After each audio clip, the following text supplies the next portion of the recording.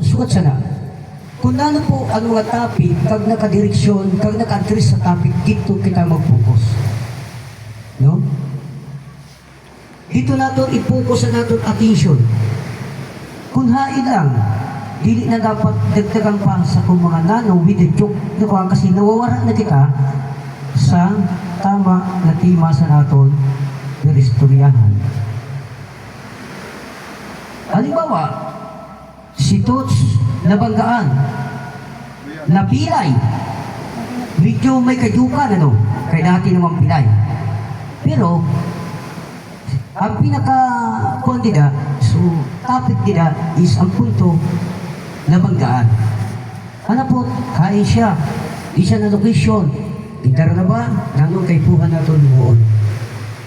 So, ganun, para maktibaran natin ang bawat usap sa atin. Okay, busy kita, may mga trabaho kita. Kung buhay ang aton GC, kung buhay ang aton mga attention, bawat usap sa aton, makasagis. Pusay mo, Idol Martin, ba? Sabi sa Idol Martin, adi ako sa lawod.